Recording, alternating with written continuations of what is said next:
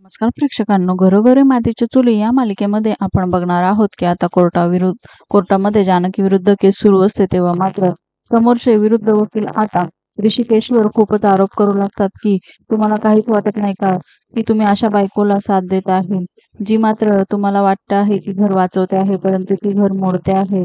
आणि आता जानकी बद्दल बोलून ऋषिकेशचा मात्र कोर्टामध्ये खूपच अपमान तो वकील करू लागतो. पुढे तो म्हणू लागतो, तुम्हाला त्या आईसाठी सुद्धा काही वाटलं नाही का जी सावत्र असेल तिने कधीच तुम्हाला सावत्रपणा दाखवला नाही.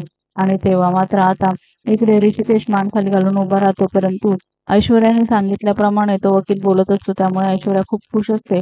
इतक्यात जानकी जोरात ओरडते, बस करा तुम्ही.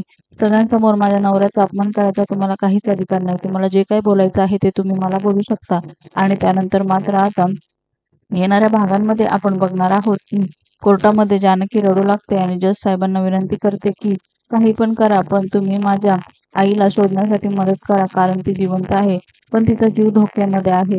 दुसरीकडे मात्र जज साहेब आता जानकीला आईला शोधण्यासाठी 24 तासाची वेळ देतात आणि हे ऐकून मात्र आता ऐश्वर्या खूपच घाबरते, परंतु जानकी मात्र आता कोर्टातून सुटते. दुसरीकडे मात्र जानकी घरी येऊन देवापुढे प्रार्थना करते, काही कर देवा पण माझ्या आईला लवकर सापडू दे. इतक्यात आता त्यांच्या गोडाऊन मधनं काही माल घरी येतो आणि त्यावरनं तिच्या लक्षात येतं की आपली आई गोडाऊन मध्येच आहे. आणि आता जानकी मात्र गोडाऊन कडे धाव घेते. लवकरच आता तिची आईची आणि तिची पुन्हा एकदा भेट होताना आपल्याला दिसणार आहे. मालिकेच्या अशाच नवनवीन भागांसाठी आपल्या चॅनलला नक्की लाईक करा, शेअर करा, सबस्क्राईब करा.